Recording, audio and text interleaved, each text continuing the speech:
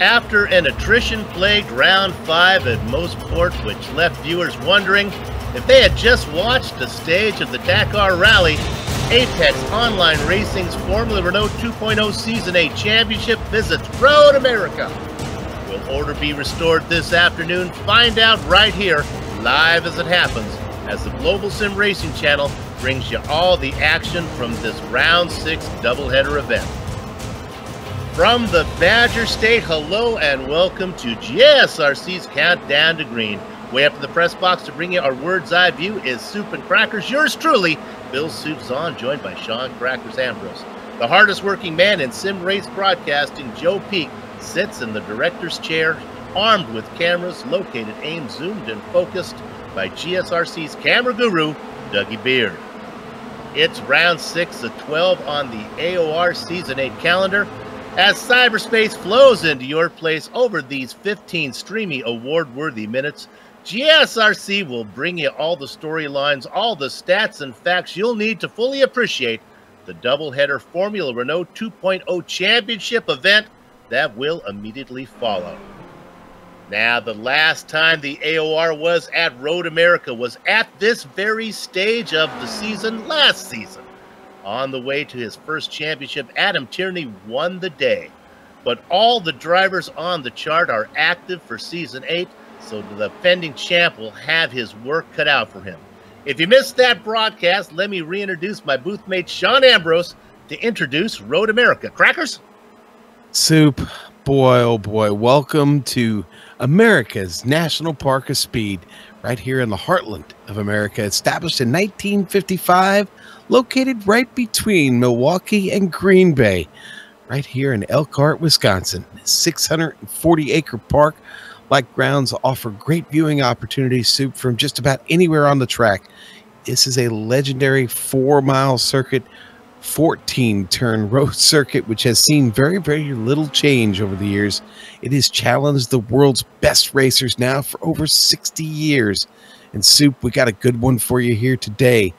But before we get started, why don't we hop in the GSRC Formula Renault 2.0 and take a trip around Road America. All right, we've got Amjad Yammer, the GSRC Formula Renault 2.0, so let's do a lap around Road America. Coming up the front stretch, turn 1 is a potential passing zone, but it's still a fairly fast corner, so it'll be more about the draft getting you alongside than it is about outbraking your opponent. Watch your corner exit too, because a spin doesn't offer up much room to recover on either side.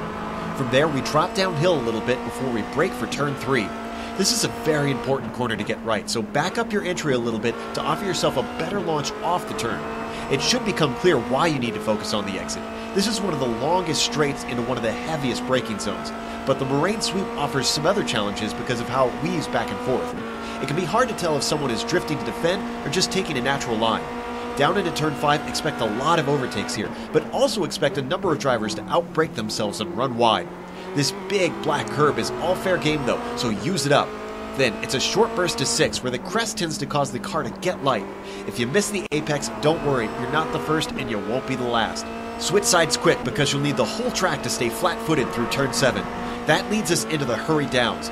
The plunge into the braking for 8 tends to offer up an opportunity to launch a surprise attack. Just watch out for the lack of grip from being offline. Now, as we fly into the bridge, we hit the carousel. Avoid the temptation to apex early. If you can walk the tightrope beside the marbles, stay a little wide, then swing the car back in so that you can get to the power early. That takes us racing towards the infamous kink. Thankfully, in the high downforce Renault, it's flat out and not quite as difficult as it is in some cars. I still wouldn't advise trying it too wide. But now we're into the kettle bottoms where there's going to be a little jink to the left that makes the braking tricky. To keep the car more settled, straighten it out. Canada Corner is another place where plenty of passes happen or wind up going completely awry. Don't outbrake yourself to make it the former. Coming up to 13, there's a frustrating blind crest hiding the apex from your vision. You won't have much time to get the car back across the track and offer yourself the best line for the final turn. Absolutely make sure you get the exit of this one right, because the front stretch really is the longest straight on the course. To add to that, you have this steep uphill climb to punish anyone who hesitates on the gas. But hopefully you kept it all together and have finished a lap around Road America.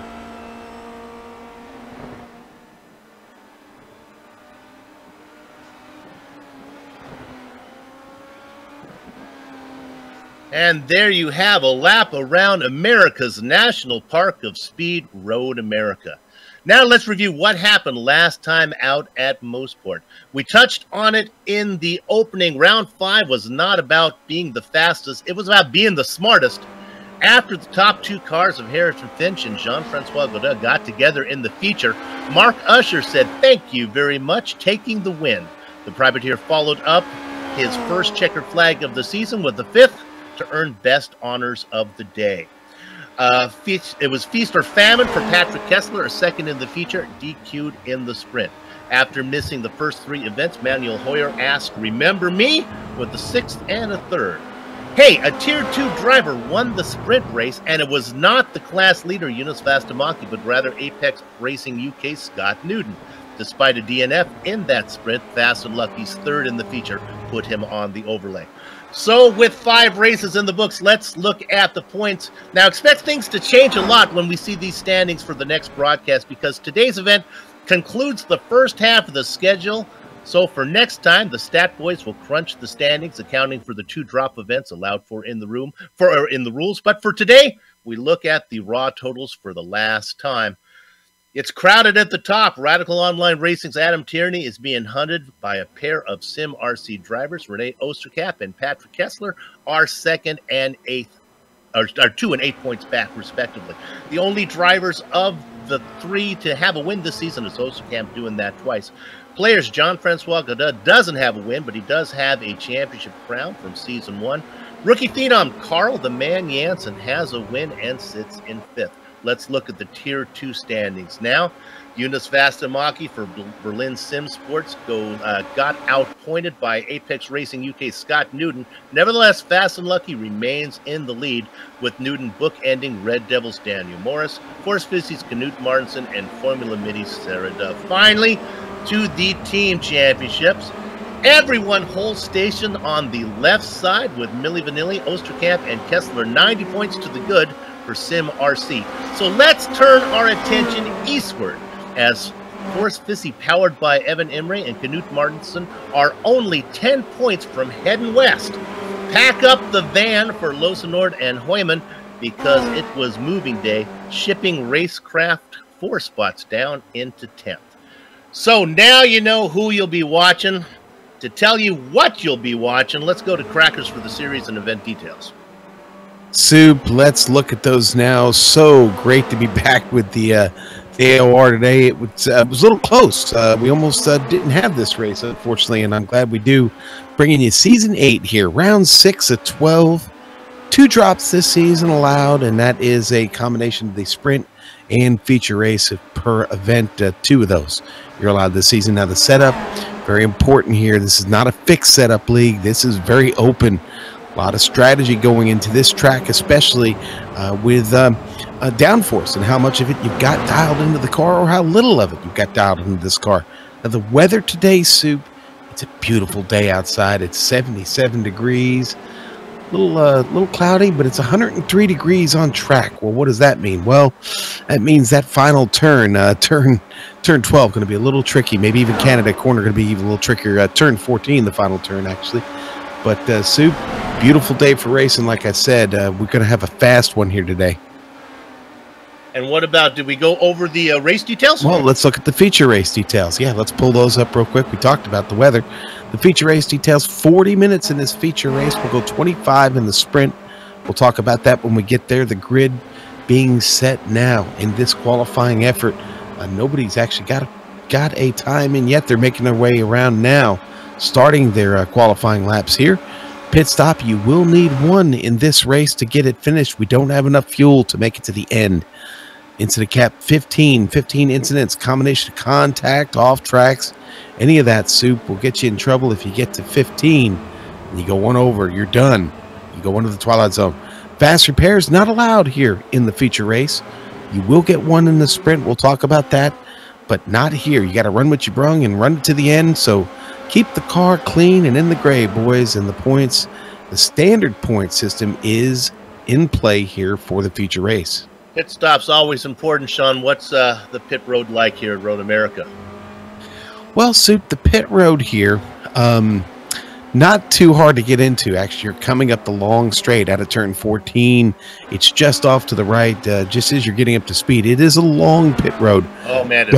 Don't push it on the fuel, because you won't make it back, and you certainly won't make it up the hill to get in the pit lane if you're coasting. So that is certainly going to be something to watch. Now, coming out, Soup, it could get a little tricky coming out because you are coming right out of the flow of traffic, and turn 1 is right up in front of that, exit of the pit lane. So definitely be fun to watch that today. If they are still bunched up when we get to pit stops, it could be an issue on the exit.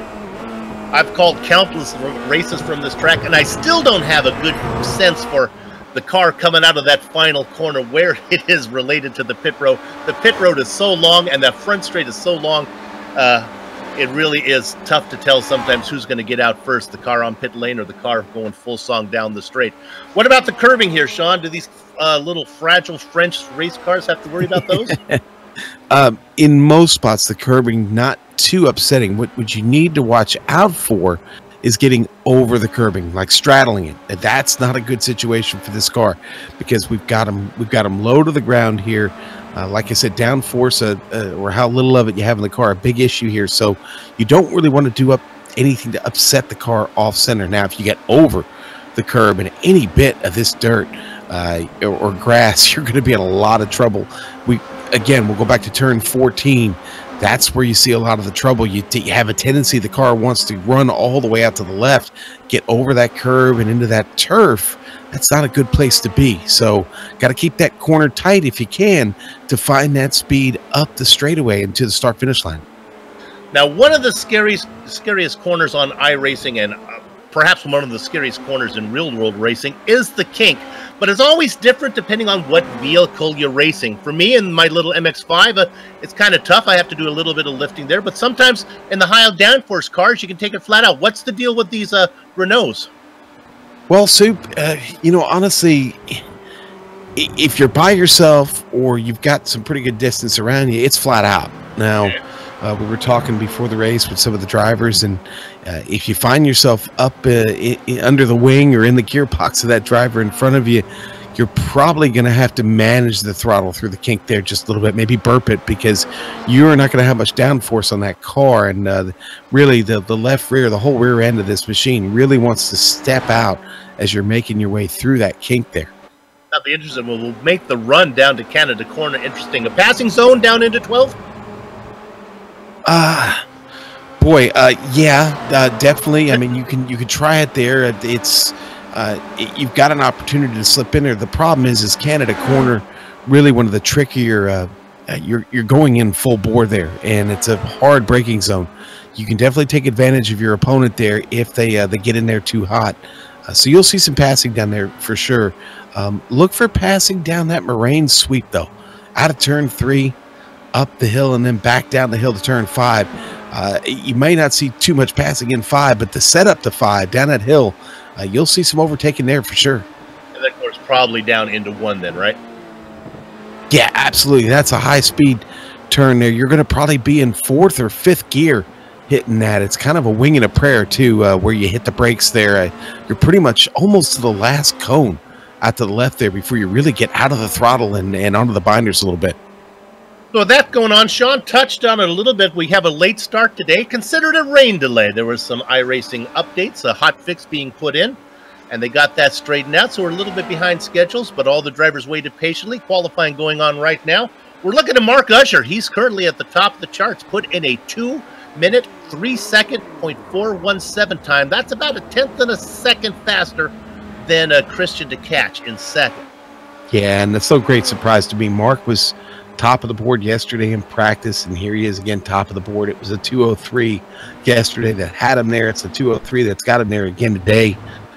Snoop, when I tell you the 203 is a very, very fast lap around here, it's very fast. And folks, I think we've all learned by now that Sean is not the greatest driver in the world, but I did manage a 208, and I take pride in getting 5 seconds within those leaders anytime I can do a putty. That's right. Well, with 5 seconds on a lap that takes 2 minutes, you'll be on the lead lap for a while. Let's look at the driver currently in 6th position, Harrison Finch. Sean, this is a driver we have watched. When he started out, he was, I'm going to politely say it, a mid-packer at best. He has really, as I say that now, he jumps up into 4th position in qualifying. Harrison has really come around. He has. He definitely has, Soup, and I like the improvement we've seen out of this driver. And you know what? It's gotten to the point here we've got to really consider him a contender every week for that podium.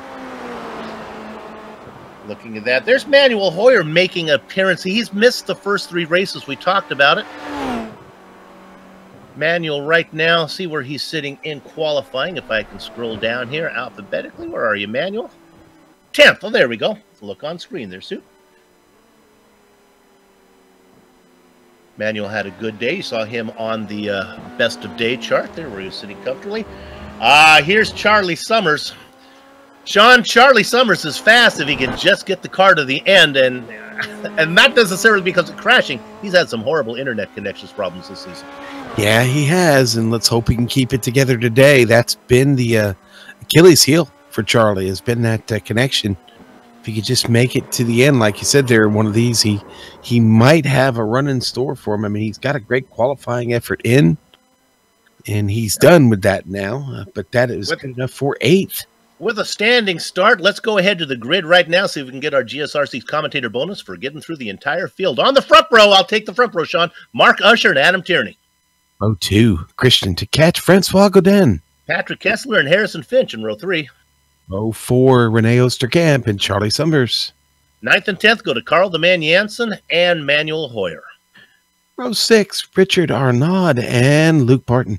In the Baker's dozen spot is Josh Thompson inside of Scott Newton. Row 8, Lubomir Morris and Ty McLeod. In 17th, Fabrizio Donoso flanked by Rudolph Nagel. All right, row 10, Eunice Fastamaki and Stefan Herman back with us. Lindstrom and Evan Rolling Thunder in Ray 21st and 22nd.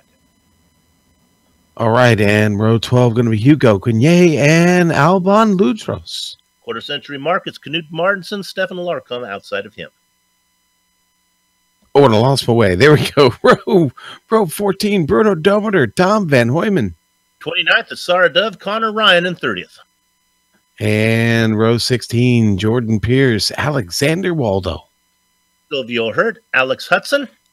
I'll take the last 3. In 35th, Ryan Littlemore. 36th, Daniel Morris. And Robert Bondon will start 37th. 37 names on the entry list. 36 of them put in practice times. 35 put in qualifying times. Daniel Morris and Robin Bondon did not. They are at the back. We'll see if how many drivers actually go.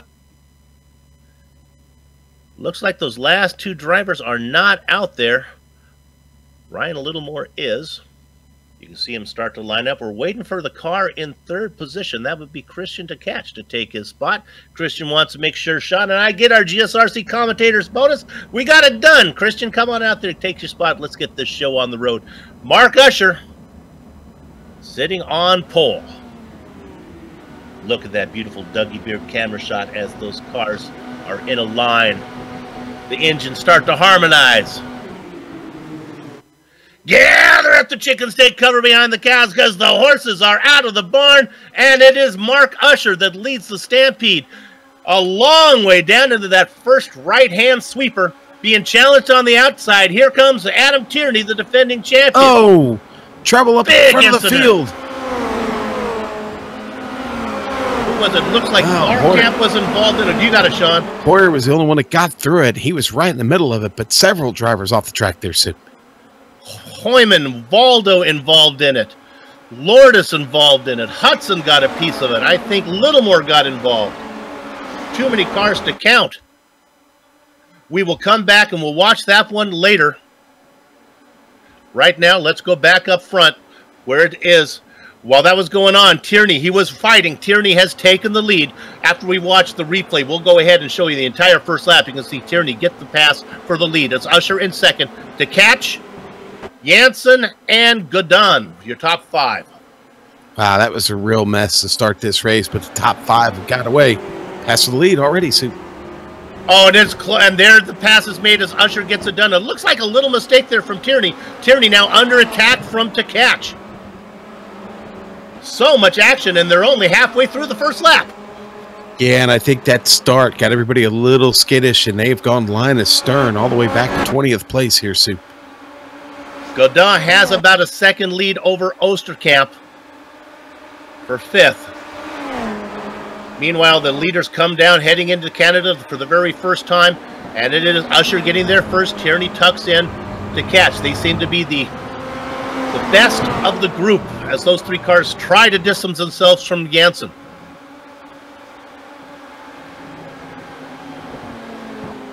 Boy, and several casualties from that start in the pit now. Alban Luzros, Knut Martinsen, Tom Van Hoyman. Poor Harrison Finch, his car is destroyed. He's out there struggling, trying to get his way around here, Soup. Let's look at Godin as he makes the move on the inside of Janssen. So Godin moved up into 5th. Meanwhile, up in front, Tierney makes the attack going into 1, and he gets it done on Usher. But hang on. Now, this is going to be interesting. Usher making his presence known into 3. That's surprising. As he gets to the inside there, he's going to get this done. I think he can close the door, but having the preferred position will be Tierney. It's a long drive down into the left-hander. That is 5. Fighting back is your defending champion, Tierney. He has not given up the ghost, making a huge hole in the air for Tkach. Tkach trying to follow Tierney into 5. He backs out a little bit too early to be putting that much fight in. Right now, as those 3 drivers continue to fight, look at this now. Here comes Usher. He's going to dip his nose in. He's in the perfect position through 6. They come out of it like Cialis bathtubs as they go through 7. Let's stay on the battle for the lead. Momentum on the outside for the dark blue car of Usher. They come into the left-hander. That is 8. Tkach putting his nose in there. He wants to join the fun. Usher takes over the lead. Tierney back into 2nd. Tkach sitting back. Watch out. Here comes the man Janssen in 4th. And this has brought Godin and Oosterkamp into the mix. 6 car battle up front. Oh, boy. Stefan Herman off. Back at turn 8. Big trouble for him. Erka Lindstrom had trouble there. He recovered, though, making his way through the carousel now. We'll stay on the battle up front. In that battle, there was some contact between, I think, Cortel and Vastamaki got in it. Meanwhile, though, the action up front. Remember, we'll come back and show you that first lap incident when these drivers let us do it, if they let us do it. Usher, Tierney, Janssen now, Tkach, Godin, and Oosterkamp. The big mover is Janssen. He qualified in 9th spot, up 4 positions, racing in 5th.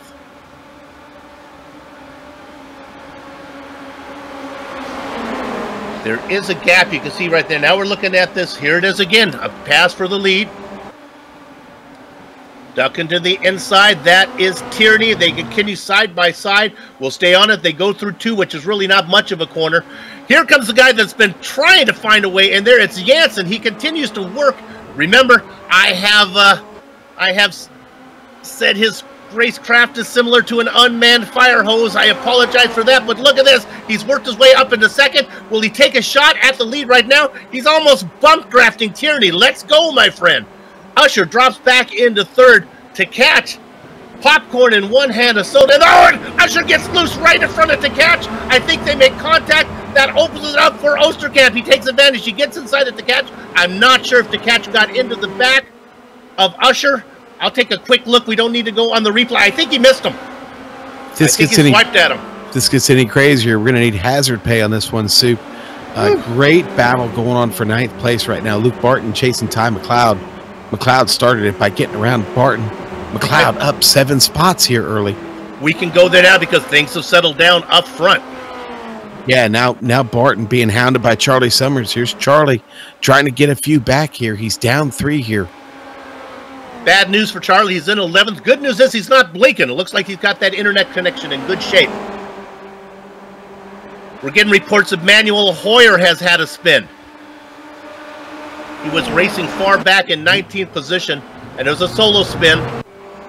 Didn't hit anything. And Barton And Bart going to overtake here. And Ty McLeod going to take it back.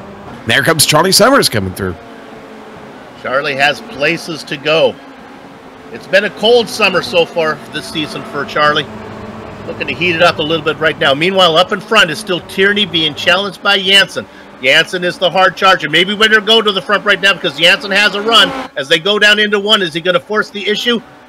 Carl says not yet. Maybe these guys are working together here. They are on cousin teams for Radical Online Racing. Tierney races for Radical Online, and Janssen in the cousin team, Radical Online JRT, but they are working together. They've opened up now a 1 second gap back to Usher after he had his little mishap through 5 to catch, able to hang on to 4th. Osterkamp looking to get around to catch. Let's go on this right now. Here comes Osterkamp taking a peek on the inside into 5.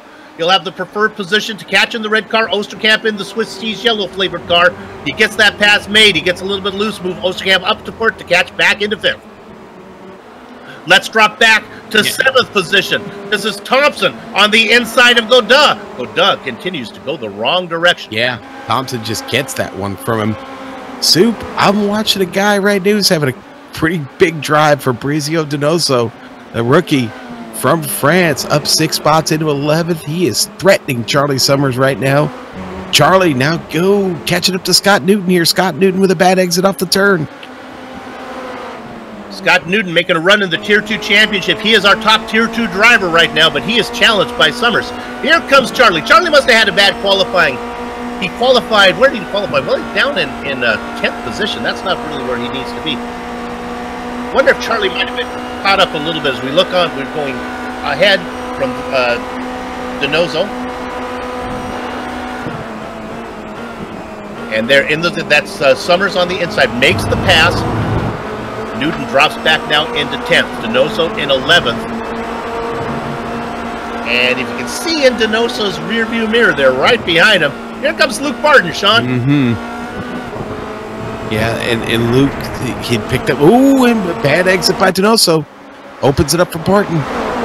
Barton's going to get by. Donoso going to fall back there to 12th.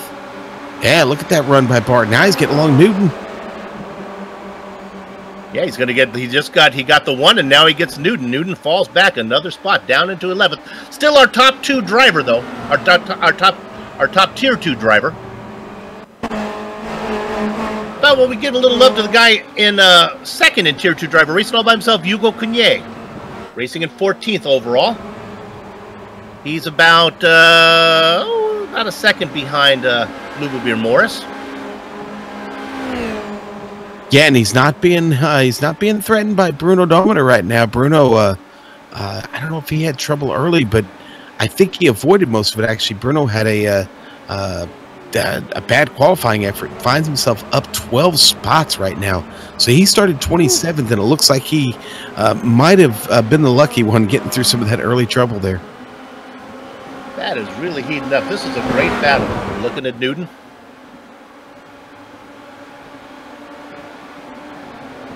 Yeah, we think maybe something. Go ahead, Sean. There's just an observation. Newton might be dealing with a little bit of damage. I don't physically see it on the car, but he could have some damage on that under tray, and that could be an issue. I think Hugo Cugnier just had a slowdown penalty. He got passed by Bruno Dominer. Cugnier now in 15th, 2nd in the Tier 2 drivers. Now, look up here for 4th position. This is something that's been going on. Osterkamp just got around Usher. Usher was in 3rd. Osterkamp now has moved up to 3rd. Usher is fast, but the car doesn't seem stable.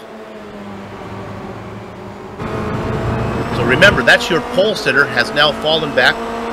Let me correct. Yeah, Usher was our pole sitter. Meanwhile, these guys are losing touch with the 2 teammates, 2 cousins, Janssen and Tierney. They have opened up now 1.6 seconds back to Osterkamp. Here comes Usher. Oh, Usher taking a peek, not going to make the pass made. Josh Thompson. Richard Arnaud. Arnaud gets by. Down in a 1. Got in the slipstream. Pulls off the pass on Josh Thompson. We haven't talked much about Arnaud so far. He is up 4 spots. Thompson, another hard charger, 13 to 6th. Okay. Go ahead, Sue. Things are settling down a little bit. Maybe this will be a good opportunity if the drivers will let us. We'll go back and take a look at that first lap incident. This took out a lot of the drivers. Sean, did you get a look at this one? Here we go. We think we have it. And there's it. Just, we'll see if we can find I know what. Ty McLeod was one of the drivers who got right through that there.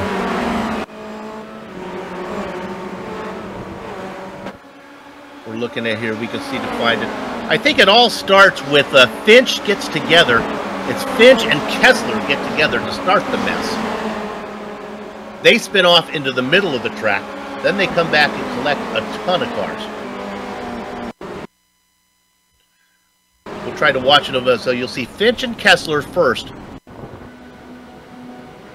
Finch is in the kind of yellow and blue machine. Kessler in the yellow SimRC car. They get together, and then all heck breaks out from there. This is the good view from up top right here, Super. You're seeing on the screen. Somebody starts spinning. I didn't catch who it was. Yeah, Kessler and Finch, and then they come across, and then and then everybody. It's just the checkup, and then that's the checkup. The accordion effect from the back. You can see him. It's an octopus putting on socks. Everything going everywhere. Yeah. Everybody's scrambling, trying to find a clean piece of turf to get by on, and not a lot of guys did. And for that, we've had some early retirements. Yeah. Looks like what Knut Martinson's taking his car behind the wall. Tom Van Hoyman's behind the wall. Stefan Herman, Harrison Finch, and Urkel Lindstrom. The big names, I think, out of all those, Kessler, and we talked about Finch. He was having a great season. Going to have a bad performance here at Road America. Finch qualified 6th. He has done the other big name that's out. Kessler qualified 5th. Those are the top drivers that were up front. So what have you missed while we were away looking at that replay? Well, nothing up front. Tierney is still ahead of Janssen, and I don't think Janssen is doing anything right now. They are happy as pigs in slop, just out there racing. 1.2 seconds back to Osterkamp. Osterkamp has put a little bit of a distance, about 2 car lengths back to Usher. Right now, the Donoso, one of those bigger movers here, up just in the top 15. Not the biggest one, but he is definitely under threat from Newton and Morris. Donoso having a good solid drive. He's doing what it takes to keep his car, in this race and just outside the top 10. Newton and Morris just don't seem to have anything for him yet. Long way to go here, though. Yeah, Donoso up 8 spots, or we'll see, that would be 6 spots, 17th to 11th. Doing really well. He is a rookie. He's our second best rookie. Well, third best rookie. Is that little battle there between Donoso and Barden? Got a challenge here. Challenge for 17th place. Brian Littlemore trying to get by Ty McLeod. I'm sorry, that was Littlemore getting by Larkamp. My bad there. Larkamp is the car under threat, losing another spot to Alexander Waldo. They come down into Canada. No. Larkamp going to hold on to it. Not going to give it to him there. We don't need to go there, but you were talking about Littlemore. He did make his way around McLeod. So Littlemore now up into 17th. How about we check in? Oh, what do you got? And Littlemore spins off the track coming out of 12. Someone finally got bit right in front of... Something's happened to Newton also. Or he's come in for his pit stop, one or the other. No, Littlemore's... Maybe it'd be good to watch this one from Ty McLeod's onboard if we can. It happened right in front of him. I think Ty had to lift a little bit. This was a bit scary. Look at McLeod right there. Oh! Just trying to get the power back down. And he got a little bit too far out on the turf. It's what I talked about in the pre-race. He hits hard, knocks off the rear end of the car, and he's done. So now let's go to... We're on board with McLeod right now. We'll look at it. Boy, he gets right up there, and luckily the car spins away. And there's enough room. And then if we come back, when we come back live, we can come back to McLeod, as he's now in a battle with Larkamp. They are side by side right now. This is a battle for 17th. Look at this. That's That's McLeod in the Larkamp in the blue car. McLeod now out in front in the white car. McLeod gets that done. Move him up to 16th. Scott Newton, we talked about it. He came in. Yep. This was not a, well, it looks like a regular stop, Sean. Yeah, no, we're kind of in that window right now. Not quite halfway, but almost there. He should be good. He is going to be at the front of that pack of cars that have already pitted, so we will keep an eye on him. He slots back out in a 19th. That puts him 43.3 seconds behind our leader, Adam Tierney. Looks like that pit delta going to be somewhere between about 39 and 45 seconds. Remember, the goal for a lot of these drivers is to finish inside the top 20. Right now, that's Alexander Valdo doing that. If you can stay at least no more than one lap down, be in the top 20, you'll get put on the pole. Right now, it belongs to Valdo.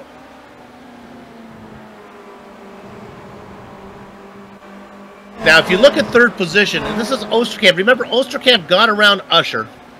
This has kind of settled down a little bit. I think those two guys have said, you know what, if we're going to fight, we're going to lose touch with those two radical guys up front, Tierney and Janssen. That gap, oh my goodness, the gap from Janssen back to the guys in third and fourth, 2.2 seconds. Well, Usher going to go around now. Yeah. Maybe friendly, though. You think maybe we got a little co-opetition going on here? I do, if you can leapfrog it the right way. Our director. You need to put some money in the swear jar for co-opetition, in my opinion. What about all the good things DW did now? Come on, man.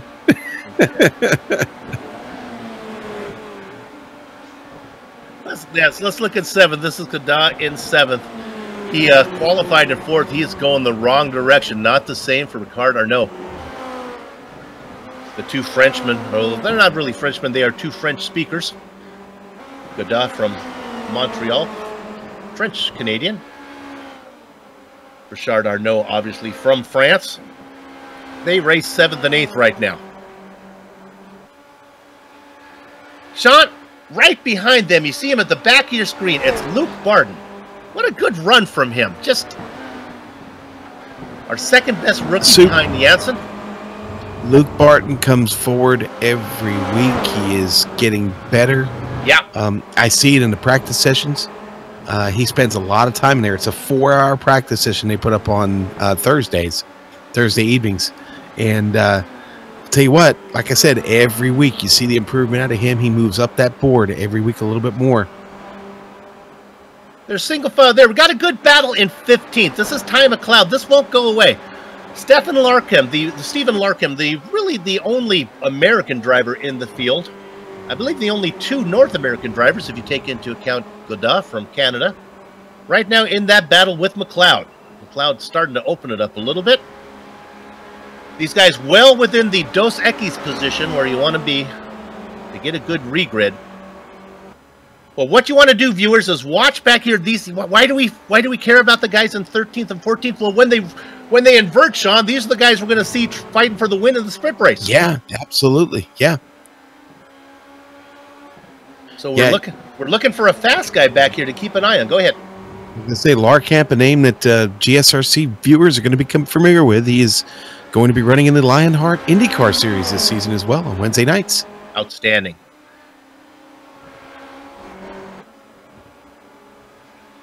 After the little bit of action there in the first one, look at this battle continues as Larkamp trying to fend off the blue car. Let me correct myself. That's McLeod trying to fend off Larkamp there. McLeod in the white car. Larkamp looking for a way around. You can see the gap that they have back 15 seconds back to Scott Newton. Newton has made a stop, though, so that's a little bit skewed.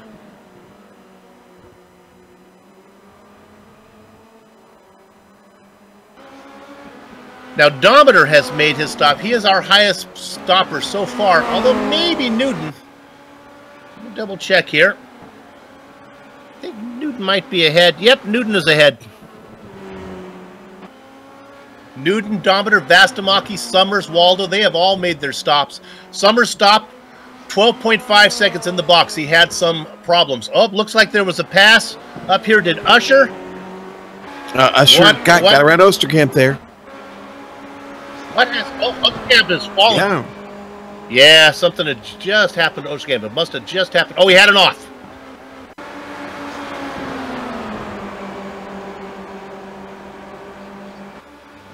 Yeah, let's stay on this one. This goes on. He gets a little bit loose. And he loses a ton of time. We'll stay on it. I think it happens. I couldn't tell where it was. We'll stay on to those. Worth seeing.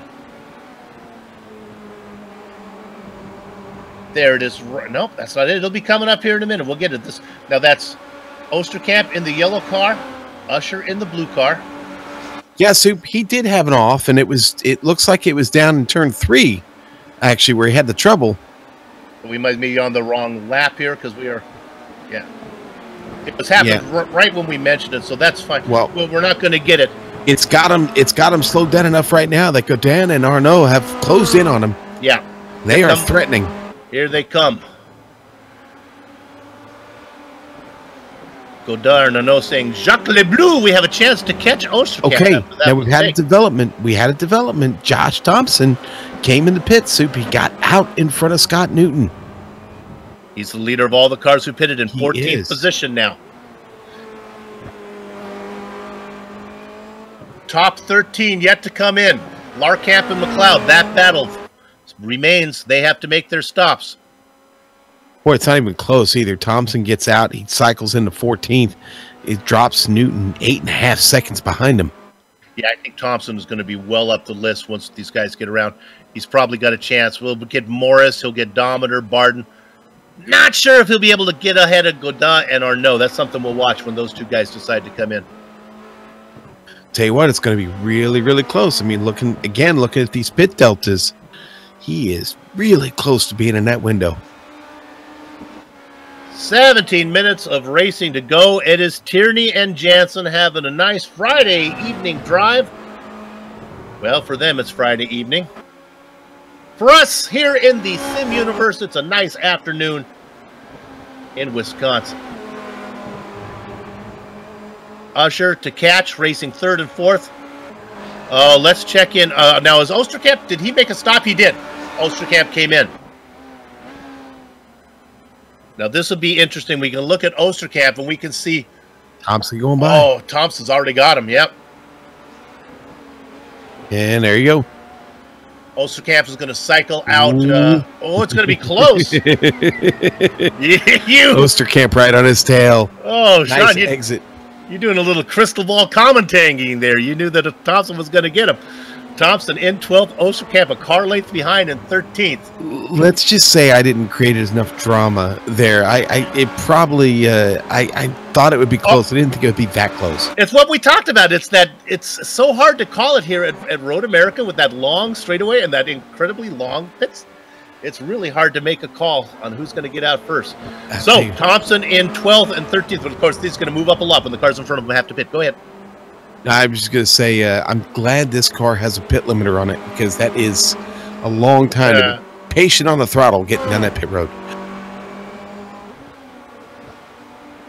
I think pit lane should be heating up here pretty soon. One thing that, because this is 4 miles around, one thing that we really won't have to worry much about is lap traffic.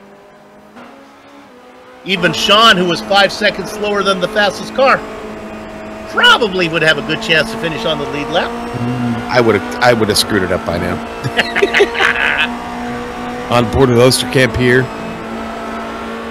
The Austrian driver looking away around the Brit. Here comes. He puts that Swiss cheese machine alongside of him. They head down into Canada. He's going to tuck out. He's not going to force the issue right there. No reason to force it into 12 because if you get through 13, 14, coming out of that final corner. Sean, there are so many corners with names here. Why doesn't 14 have a name? I think it's called, honestly, I think it's called the final corner. Look at the gap, though. Osterkamp was right behind him through the technical section. He lost so to catch us in, and here comes Thompson. To catch us rolling. He's out. The blue car of, this is Larkamp who goes by him. Now Larkamp still needs to make his pit. To catch is out in front of Thompson by about, just under 4 seconds. Yeah. Well, now to catch is the man to beat off this pit stop here. The problem for Christian is he is stuck behind Larkamp, who's, no offense, Stephen, but you're not quite as fast as Christian. In fact, Christian says, let me by, as he tucks to the inside going into 5. Stephen says, you go on.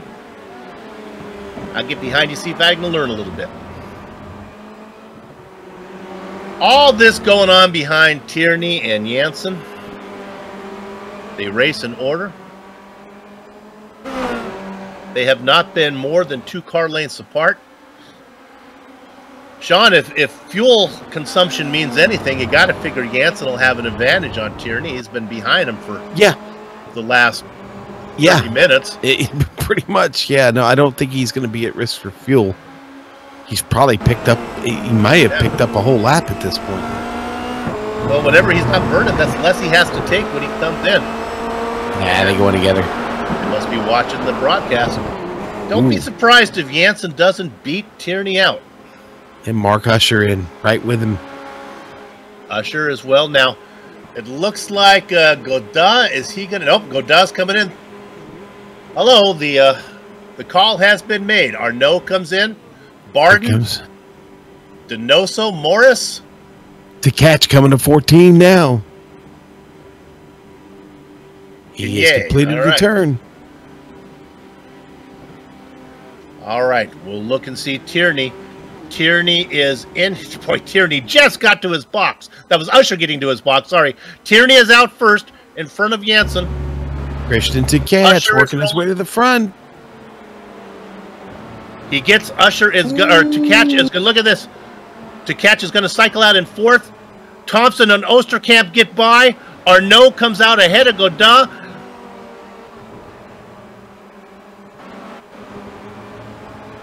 So everything has been sorted out now.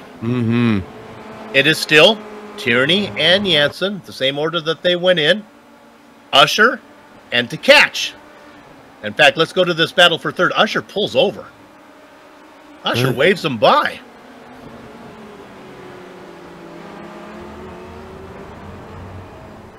Boy, let's see if Usher fights back here. We'll watch this now as they go into 6. Josh Thompson, Osterkamp having a really good battle too, just behind this. I know we're focused on that, but both of those cars looking squirrely coming out of the pit stop. This is good. Thompson has been a hard charger, up 2 spots. Osterkamp going the wrong direction. Here comes the yellow car making a move. Going to do that through 8.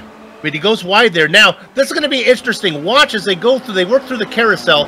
I was wondering if Thompson was going to try the pass on the outside. Sometimes you can pin the car to the inside. If the track's not too dirty, you can get the pass made out there. Thompson says no. They head towards the kink. Thompson, like you say, Sean, probably doesn't want to get too close. If he can get through the kink, maybe get a run. Maybe not get him into Canada, but get close enough where he can take a shot at him through 14. Oh, I apologize. He's got a big run. He's going to do it in Canada. He tucks the nose in there. Osterkamp leaves him room. That'll let a good exit for Thompson. Not going to get it done, but like I said, now he's close enough. Now you can just keep this position 1 car length back. Should be enough time if you can get a good run out of 14. I don't think there's much that Osterkamp's going to be able to do.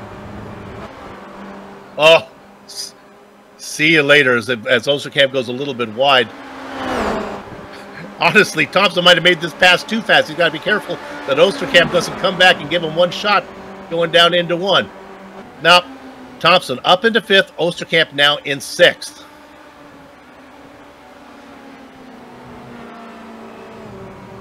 So really we have 3 little duets going on here. You have the battle up front of Tierney and Jansen. Then you got a little battle between Tkach and Usher. And then you got the next little duet, which is going, here comes Osterkamp again. He's on the outside going into 5. This is Osterkamp fighting with Thompson. Thompson's going to fend that off, and as I look back, there's another battle behind him. This is Godin and Arnaud. Arnaud out in front. And those two have been slugging it out for pretty much the whole race. Let's drop back to 9th. Here's the guy who can't find any playmates. Luke Barton, racing in 9th all by himself. And another battle that we've referred to several times now, Newton, Fabrizio Donoso, right behind him. Those two aren't going anywhere as long as they keep fighting with each other. Trying to get up into that mix would be Lubomir Morris in 12th. He is about 1.3 seconds behind Donoso. Really hard to make up time on this track, Soup. Once you get left and you get out of a draft, get left behind, you're in trouble. Boy, Donoso, I don't know what happened to Donoso. He's dropping through the field. Just got passed by Morris. He's lost Scott Newton. Yeah, maybe a slowdown penalty that we didn't. He's back into 12th. Dometer in 13th. Yeah. Vastamaki in 14th. I'll just run these down for you here. Summers in 15th. I'll get the top 20. Hugo Cagnier in 16th. McLeod and Larkamp still going at it for 17th. Yeah, I think Donoso, after coming out of turn 14 and taking a wide exit, I believe he has slipped off into the twilight zone on us, buddy. Well, this is good news. Let's see. This is Daniel Morris in 19th and Valdo in 20th. That means maybe we can go back. Manuel Hoyer might have a chance to get into the regrid position. Go ahead. We're looking at Godin. Look at this battle. This is really heated up. It certainly has. They've caught Thompson, and Thompson had a bad exit, got a little bit of dirt, and it slowed him down. Now he is under big threat here from Francois Godin and Richard Arnaud. Remember, Thompson was battling with Osterkamp, but Osterkamp has left these guys behind. Now Thompson, I think Thompson just might have made a mistake. That's what brought him back there. I think he's faster than Arnaud and Godin. Well, Soup, he's running out of time. You better get busy. I estimate there's about 4.5 laps left. So who did we say was the Donoso that went to the twilight zone? Yeah. Well, that is good news for Manuel Hoyer now, because I don't think Manuel had any chance to getting up to 20th position. But with Donoso leaving, that puts Manuel Hoyer in the regrid position, and he qualified 10th. That's somebody who's going to be somebody to watch for. I think Hoyer might have been involved, got a little bit of incident in that first lap. Like he's back there. Thompson now falling back as Godin gets him. Godin, Thompson, and Arnaud. A battle for 6th. These are all fun to watch, and we've been able to look at them. But soon we're going to have to give our attention. Catch, overtaking Usher. Moves up into 3rd. Usher drops back to 4th. The pole sitter, I think the pole sitter's been passed more than he has passed this race.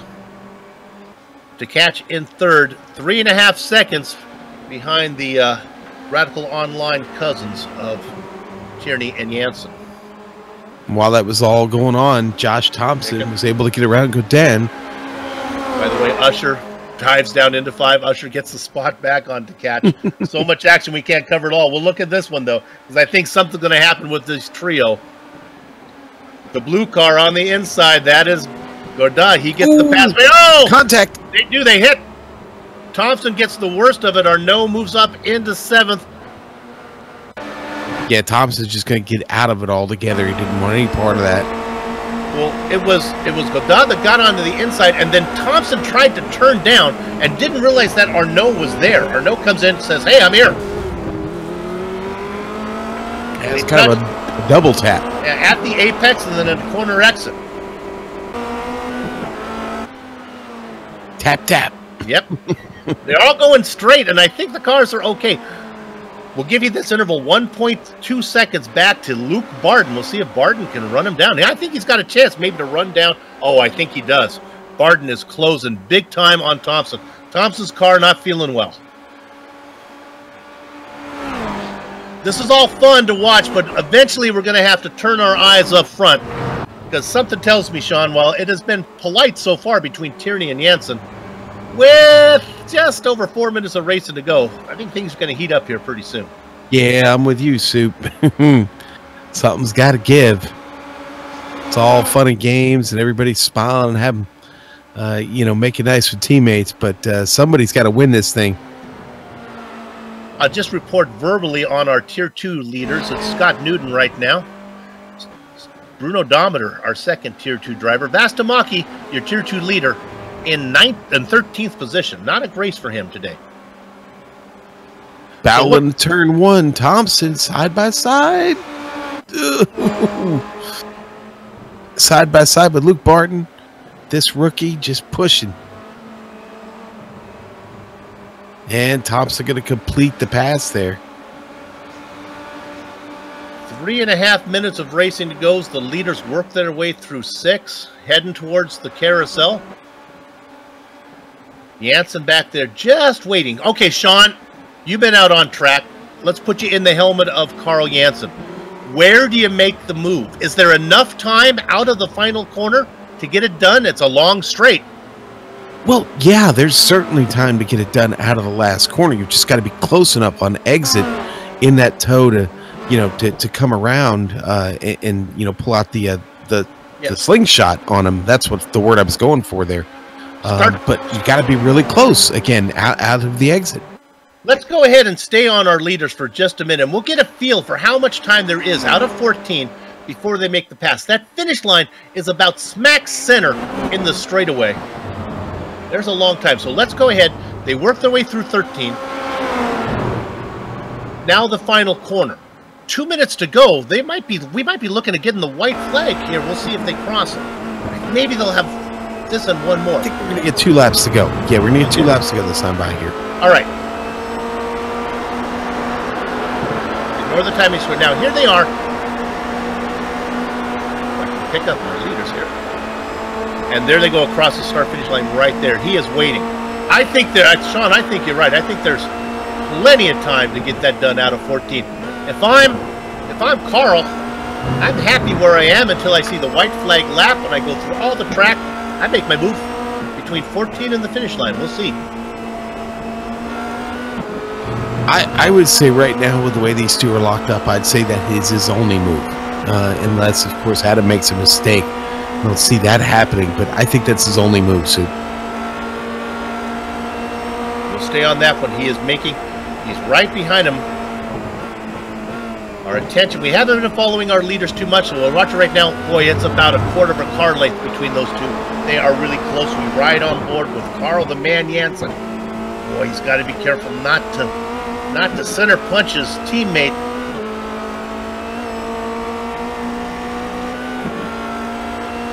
Oh, heard somebody. Sarah Dove, I think, just crashed. Sorry, Sarah, you were running in, what, 23rd position? She's gone. We won't cover that one. And this is not our timing scoring is off by 1 lap. This is not, we are still racing. They have this, and they'll get the white flag this time around. Yeah, be the white flag this time by, Sue. Leaders work through the kink. With apologies to the rest of the field, we're going to focus our attention on the front 2, probably from here on out. 35 seconds of racing to go. They go down into Canada. Janssen does not make a move there. Tierney sees him. Now, maybe Janssen makes the move here this time. Make it and then play defense. We'll see. They go through 14. The start-finish line is right.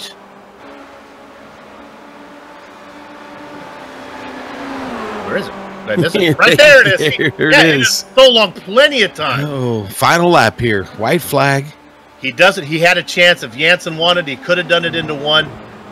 You saw how long it was. I just had to wait and wait. They came across the line at 0.01 time left in this race.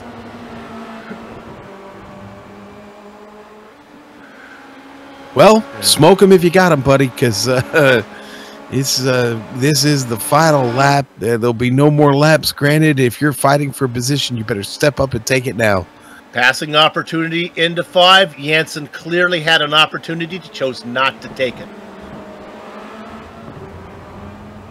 Is Tierney a sitting duck? Janssen again right behind, but again doesn't force the issue through 6. Not going to do much through here. Now comes the sharp left-hander, about a 90-degreer. Now they get it lined up for the carousel.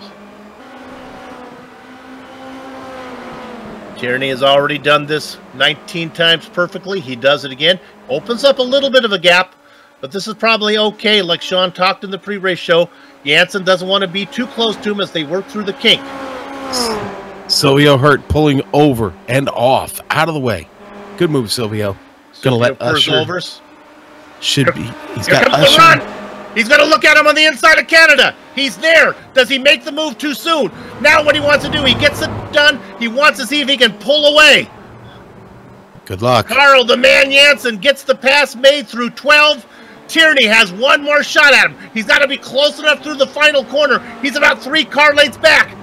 Janssen with a great exit out of 14. Oh, he's on the grass. He's got to slow down. He surrenders the spot to the defending champion.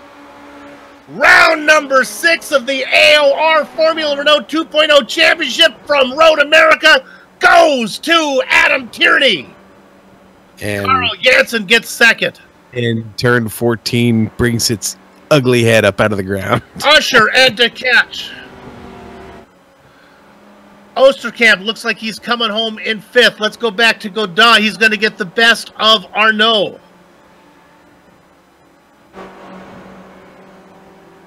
See if we can get anybody else. Is there a battle still out on the track? Not many left, Soup. Everybody's straggling in now. Well, then let's focus our attention to the driver in 20th. It's Alexander Valdo. Why do we care? Manuel Hoyer was in that 20th spot. He made the pass. Hoyer working his way through the final corner. He's going to come across in 19th. And then Alexander Valdo. If he has the intestinal fortitude to try it, he'll start from the pole of the sprint race. Woo!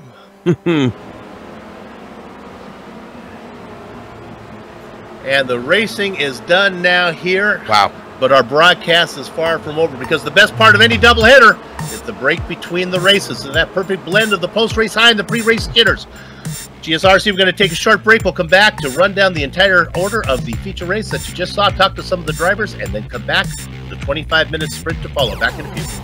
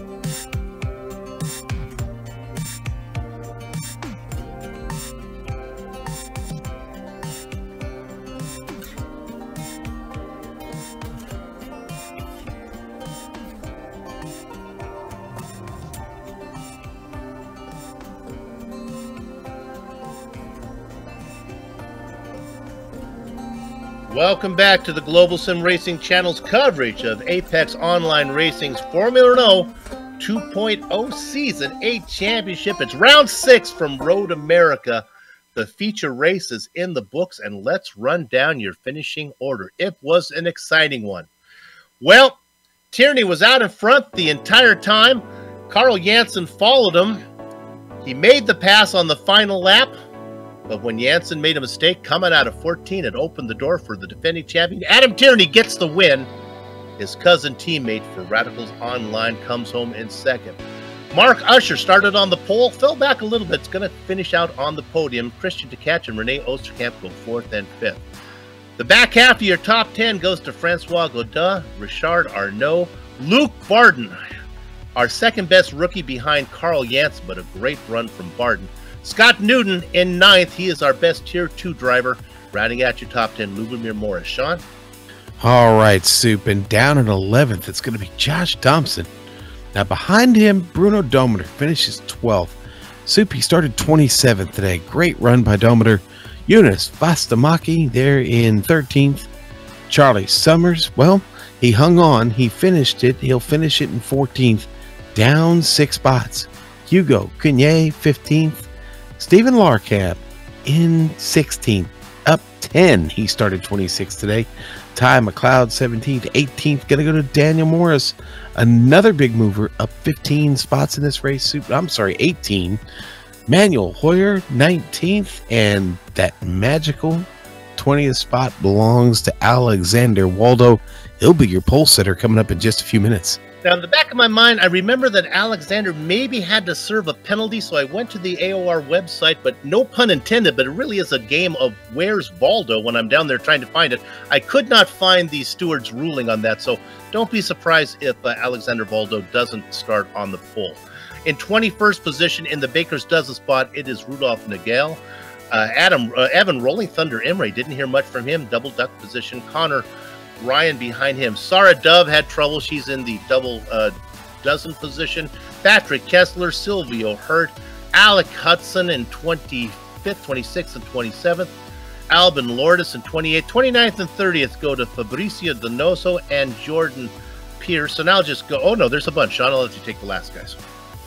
All right, Soup, and I will get them here, sir. And we'll move on now to 31st, Ryan Littlemore. 32nd, Urka Lindstrom. Stefan Herman, 33rd, 34th, Harrison Finch, Tom Van Hoyman, 35th, 36th, Knut Martinson, and 37th, Robert Bondon. Now, Robin never got started in this race, so I guess it did not start a DNS there. Maybe he comes back and joins us for the sprint. So since we don't have anybody to talk to right now, let's go ahead and look at the top 20. And this is where we go down and we see if we can find a driver that had a really good qualifying run that's a little farther down. I'm thinking Charlie Summers looks like he will start maybe outside of row 3. He's somebody to keep an eye on when they do the regrid. Manuel Hoyer, he qualified 10th. He's going to be up front. Boy, he should be able to get out front and see if he can run away from it. Sean, can we get a double today? I don't know if Tierney or Janssen, if either one of those guys were that dominant that they're going to be getting through. Well, you know what? I'm gonna use the old Smokey and the Bandit scenario here. If you don't know what I'm talking about, go rent the movie, please. Okay. Someone's gonna have to be the blocker, and someone's gonna have to be the Trans Am. So I guess it's up to those two who wants to be the Kenworth and who wants to be the Trans Am. Somebody's gonna be the Snowman. Somebody's gonna be the Bandit. So that's what you're saying on that. That's right. Okay. It's really hard to tell because Janssen spent the entire time sitting back there behind Tierney. It's hard to tell what Carl has. He might be quicker than he's leading on. He only qualified 9th. Mark Usher back there as well. So hopefully what we're looking for is that at least we can get that first lap in without an incident. And then as they sort out, there should be plenty of room. And 25 minutes enough time. We'll see what happens. A lot of good passing opportunities here. You know, and that excitement we saw coming off the pit lane. Well, Soup, we don't get to revisit that for the sprint race, unfortunately. It's all out of here.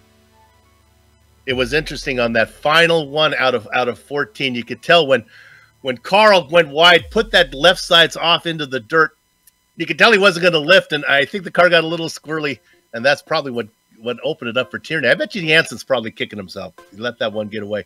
14 is rough, huh, Sean? Yeah. 14's rough, buddy.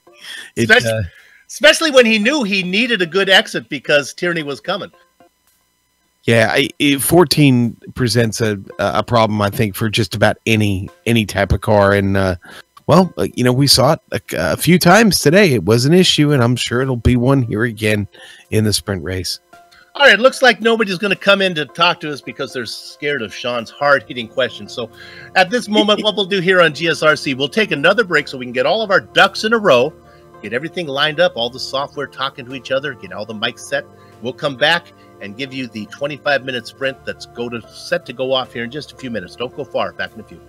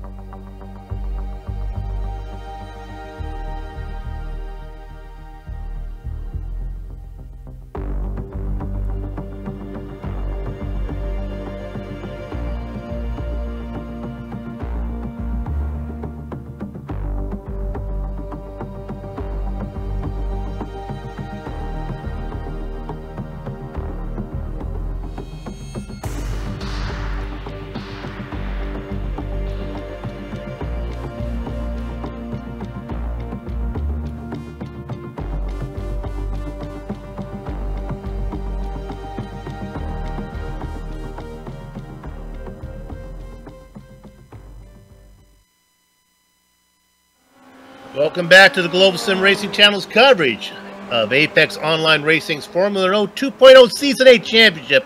Round 6 from Road America. The feature races in the books. So now we turn our attention to the always exciting sprint race. Crackers, how does this work? Soup, this is how it works. It's 25 minutes long. We're inverting the top 20 from the previous race. And for that, Alex Waldo going to find himself on the pole. Pit stops, well, Soup, you don't have to worry about it here. You're not going to need it. We've got plenty of fuel to get this done. The incident cap reduced to 11. That we did see one driver, unfortunately, zap out into the twilight zone in that first race. Will it happen again? It certainly could. Road America, pretty tricky track. In some spots, you could definitely get those incidents from just getting off track. Fast repair, guess what? You get a chance here, Soup. You get one chance. That's all you get, just one.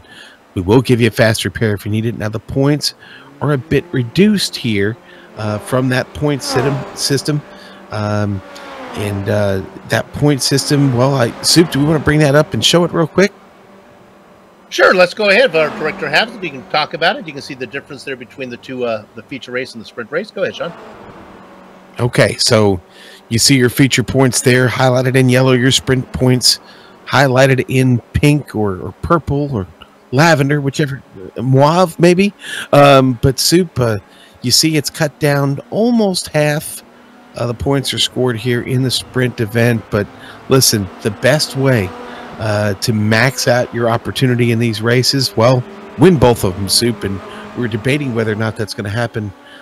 It's going to be a tough road to hoe for Tierney and his teammate. You talked about the fast repair. I always look at the fast repair in the sprint race like giving a guy on a life raft a bottle of salt water. I mean, thanks a lot, but what am I going to do with it? If you have to use your fast repair here, you're going to be so far down. They only pay down to 16th position. You're probably going to finish out of the points anyway. So thanks for my fast repair. I can get a little more racing in, but not really going to be helping me much. I like that analogy. That was kind of a bottle of salt water for a man on a life raft. Yeah, there you go. Well, Soup, weather here still going to be a factor. I mean, it is clear. It's only 77 degrees, but it's still 103 degrees on track, man. And that means, low downforce, hot track could mean a little bit of little bit lacking in grip out there today. And well, we did see some cars get in trouble in the feature. And boy, that first lap in the feature, really. That was the big moment of the race, that opening lap. Can these guys behave here in the sprint and get this thing started in an orderly fashion? I guess we're about to find out, aren't we? Yeah, hopefully we won't see another one of those. You know, you talked about the weather. We do so many different series here for GSRC, and sometimes we come across some really intelligent things that they do. What they do is they use the random weather for the Thursday practice. So they set that up, and whatever iRacing is for that Thursday practice, well, that's what it's going to be. But then they keep that setting for both the feature race and the sprint race. So these guys, they can practice, and they're not surprised at the last minute. Sean, it would be brutal if they ran this sprint race and they came up with totally different weather. So at least they kind of know what they're getting into. Yeah, this car is really setup dependent, and cold and hot weather affect it tremendously. Speeds can vary by I don't know, as much as probably about 5 seconds one way or the other, based on your weather settings. So it's good that the guys are prepared. Is it bad because they're not throwing curveballs? I don't know. That's probably up for debate. Some guys want that curveball and feel it's an advantage over other drivers. I don't know, Soup. I like keeping it consistent. It does. The racing here is great, so I really don't want them to change a thing just between you and me. Nope, that's right. Like I said, I just hope that we can get through this first lap without losing half a dozen cars this time. A big difference between this season and the seasons in the past was iRacing implemented tire warmers. In the old days in the AOR, they come out here on cold tires, and they were on ice for the first lap. It was a game of Russian roulette to see if they could get through those. Things have really helped out with it since these cars could start with the rubber a little skippier. And now that the practice is done, there is no qualifying because the grid's set by however the results were from the previous race. So once iRacing populates my field, I can go ahead and give it to you. And I can do that now. We'll hustle through it this time. Alexander Valdo on the pole. Manuel Hoyer finishing out row 1. Ty McLeod, Stefan Larkamp in row 2. Hugo Cunier and Charlie Summer behind them. Row 4, Yunus Vastamaki, the Tier 2 leader. Bruno Barometer in, whether that be 8th position. 9th and 10th, Josh Thompson and Lubomir Morris. Sean? 11th, Scott Newton. 12th, Luke Barton. 13th, Richard Arnault. Francois Godin, 14th. 15th, Rene Osterkamp. 16th, Christian Tkach. 17th, Mark Usher. 18th, Carl Jensen. 19th, Adam Tierney. And Rudolph Nagel, rounding out your top 20. The guys who didn't get regrid in the blackjack position, Evan Emery, Connor Page, Sarah Flying Dove, it says on there, Patrick Kessler, Silvio Hurt, Alec Hudson, Alban Lubomir, Alban Lourdes, Fabricio Donoso, Jordan Pierce, Ryan Littlemore, Urka Lindstrom. I'll finish it out. Stefan Herman, Harrison Finch, Tom Van Human, Knut Martinson, and Daniel Morris. The lights are up.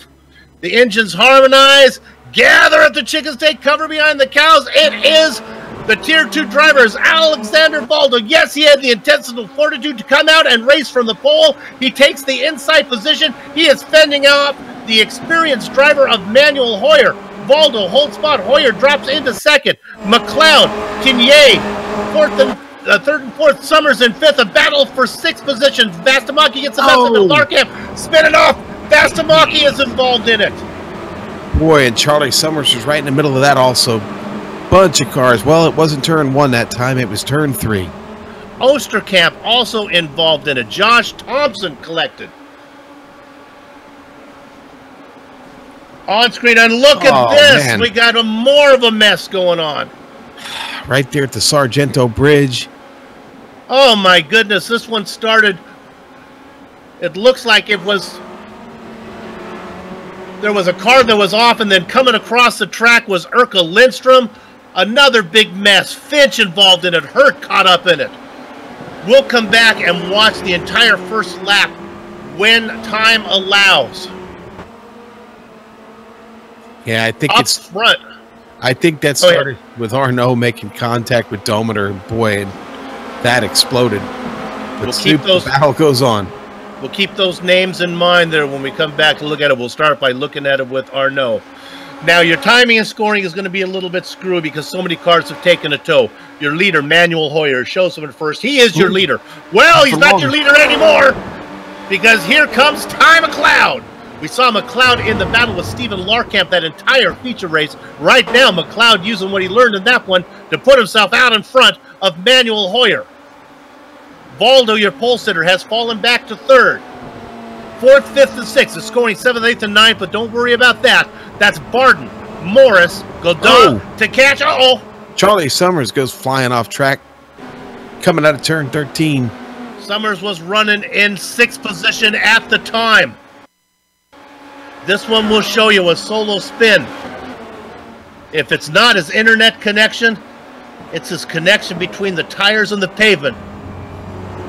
The car gets loose. Yeah, well, it looks like it got loose for a reason there. There's no downforce left on that car. Oh, that'll do it. Charlie involved in an incident back on the track and trying to get that damaged machine around, finds trouble. Soup, the battling up front, though, is intense right now. We've got Lubomir Morris involved in a good one with Godin. And let's go to the lead, though. This is a pass for the lead. McLeod tucks underneath Hoyer. McLeod in the, I'm going to give colors if this means anything could happen. I think it's black and white with a little bit of blue trim there for McLeod. I have to get that one right. Manuel Hoyer, in the citrus and dark blue car. There we go. McLeod out in front, Hoyer in second. You can see just at the back of your screen, how about a shout out to Alexander Valdo, hanging in there in 3rd. He is, Soup, and right now the time is, it's okay. He's hanging in there. So where's our first fast driver that has a chance to get up there? Maybe Jean-Francois Godin in 5th?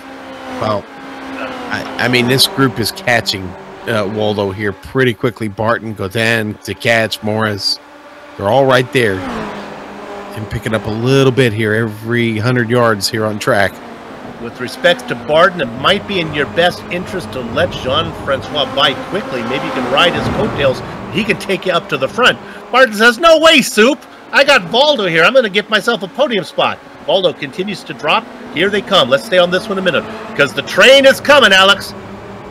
Barden, Godin, to catch, Morris, all coming. Got to be careful here. Cars coming out on track as the leaders come around. Sylvia Hertz on track. So is Tom Van Hoyman coming back out. Valdo keeping to the outside. I'm going to go as fast as I can. I'm going to hold my racing line. You guys go underneath me. Barden says he does. The rookie gets by. Now here comes the former champion. Godin, he gets underneath him as well through 3. Alex, leave him enough room. He does. He does. The car's not invisible. It has to be somewhere. Alex leaves him on the inside line. But now, Valdo has the preferred position down to 5. He's got to be scary. If he lifts a little bit, he'll end up right into the nose of Tkach. Tkach realizes that, pulls out from behind Valdo, and now Godin gives it as well. Oh, Godin charging in. There's a car off in front of him. That's Silvio Hurt, who had just come out of the pits. He just wanted to get out of the way, let those guys get by. No, but you don't want to park the car in the racing line, but it works out okay. We'll have to bring that up. Put that on the order of business at the next Backmarker United meeting. So how did that sort out? Barden in 3rd, Godin in 4th, Valda back to 5th. Now Tkach and Morris would like to get around that. The Morris, we're not talking Daniel Morris, we're talking Lubomir Morris, the driver out of the Czech Republic. We'll stay on this battle for 5th right now as Valdo does a good job. Nocticon leaves the inside open. That should be okay for Tkach. Tkach, another former champion. He's not going to do it yet. They go through the kink. Tkach says, this is no place to go side by side. I'll get a run out of here. Watch out for Lubomir. Lubomir has a run. He may put a fly in the ointment. He sits back. Here comes a duck underneath from Tkach. He gets the pass made. Lubomir will have to wait, look into the outside out of 12. That gets settled down. Sean, sorry to be on the mic so much. That's all right, buddy. What are you looking at? Well, the other Morris, he's got a good battle going right now. He just gotten passed by Stephen Larkamp. Morris finds himself up 21 spots after starting in the back of this field. Daniel Morris, that is picked up quite a few, and now he's got quite a bit of a struggle going here with Larkamp. Looking there at Morris. 16 drivers on the lead lap, 17 back, all 1 lap down. Ludrow's coming around the outside of Saradov into turn 1. Side by side, Ludrow's got a car length advantage. Sorry, not going to fight it there. And let's go up front now. I thought we were looking. We have this battle for the lead. This is Hoyer. Again, McLeod fending him off. McLeod now out in front. Hoyer dropping back to 2nd. I really thought McLeod was going to pull a Carl Jansen and sit back there behind Hoyer. That's not the case. And now McLeod starts to distance himself. I can also report that Lubomir Morris has made his way around Alexander Valdo. So Morris picks up that spot. Now racing, where would that put him? Puts him in 6th position behind Christian Tkach. Bruno Dometer has given up, Sue. After trouble early, Dometer pulled off the track, and it looks like he is going to park it. Fast repair, Bruno, come on. Well, that's the thing. I think he'd already gotten his well, fast repair. And that's a sad story, then. Yeah. So who is in that final points-paying position? Let's go to 16th right now. Look who it is. It's Carl Jansen. He's got Larkamp in front of him and Daniel Morris. Now, I got to figure that Jansen must have been caught up in some of that problems. In fact, I apologize. I thought he was behind Larkamp. That's not the case. He got 18 seconds to get up there. He did get caught up in that soup and, in fact, had to pit. So Jansen working from that disadvantage. Well, we talked about the fast repair. There's a driver that probably took the advantage of that one. The car looks pretty good. Now, this is interesting. We talked about Barden. He is being run down. Remember, we were thinking that maybe the best thing for Barden would be get out of the way and let Godin get by. Well, he's been doing a good job. Barden's sitting in that final podium spot. Both those drivers have got around Valdo now. 4 seconds from Barden to get up to Hoyer. That's why Godin's in a hurry. How about 10 positions up for Jean-Francois? Start of 14th, racing in 4th, looking at a podium here, 2nd, if he can get around Luke.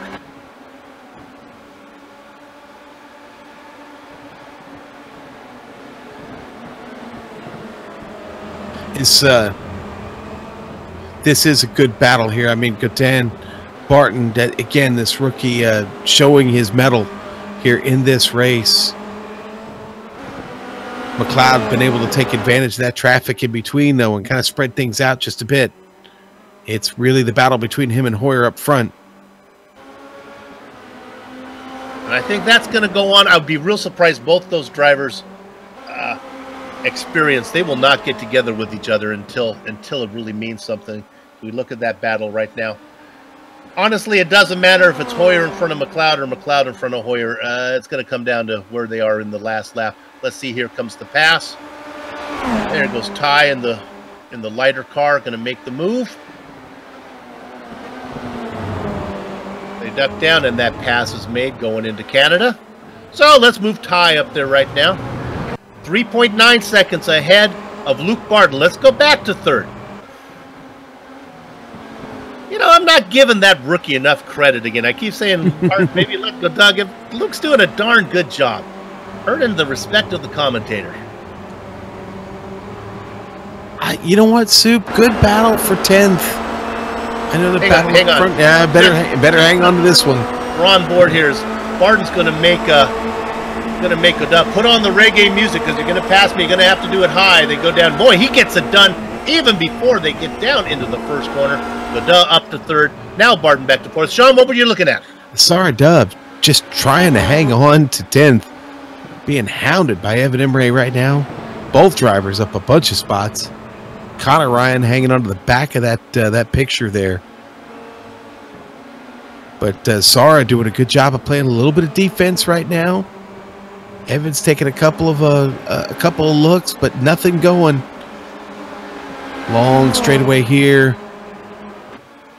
The Moraine sweep. You can see them all lined up there. In fact, here comes the duck to the inside.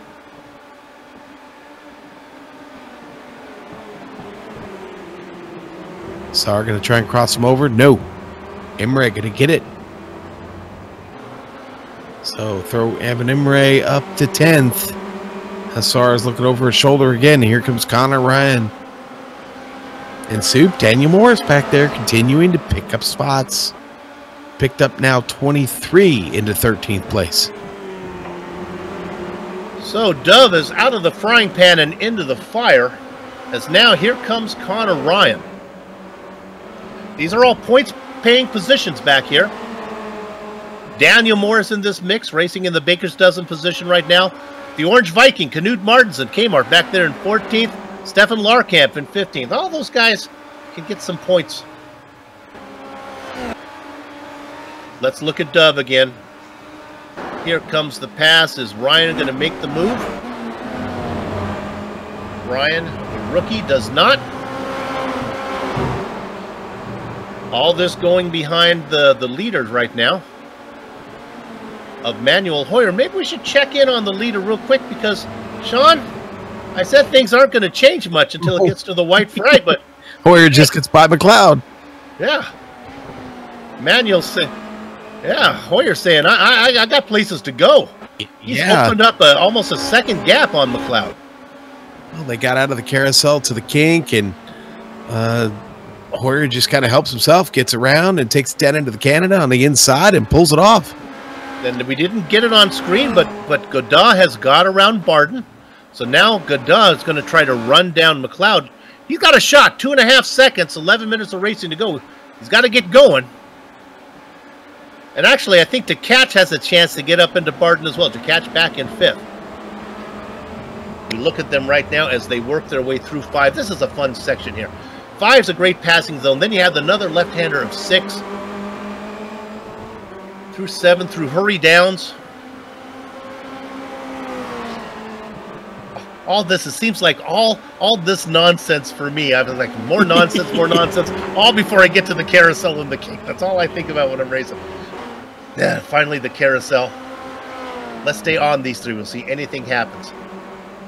Probably a no lifter here as they get on the gas, and now they got the kink. This will probably flat out with enough downforce in these Formula Renaults, right, Sean? Flat out through here. Yeah, absolutely, man. Once you've gotten out of the carousel, you are full bore all the way to Canada. Unless, of course, into the kink there, you're right up under the wing as somebody. You're probably going to have to lift a little bit, but talk about under the wing. My goodness, they were really closing up. The accordion effect, the catch getting up on the back of Barton. Let's stay on this. This is the battle for the final podium spot. They come through 13. Now, here's what we just saw. Remember the final lap of the feature race where we saw Carl Jansen get off wide there? These guys do a better job of it, but I don't think Ladda is far enough ahead. Let's see if Barton can get in the toe. Such a long straight. Why is my money on to catch here? Too wide in front to catch this back, watching it happen. The defensive line from Godot, but honestly, the defensive line is just kind of almost like you're getting out of the way. The straight is so long, they get the pass made even before one. Going wide is Barton. That's going to let the catch come back in between 1 and 3. Not going to happen, but still close enough. Let's stay on it again because I love Road America. There's another passing zone coming up right now. I think they're too far back. I don't think they're going to force the issue here going into 5. Well, look at this. Here comes the blue car. Godot to the outside to catch, lifts. He doesn't want any part of this. Godot around the outside. He gets it done. Barton falls back. We ride on board with Christian, Season 6 champion. Looking ahead at 2 guys. One of them, the Season 1 champion of Jean-Francois Godot. This is a battle for the final podium spot.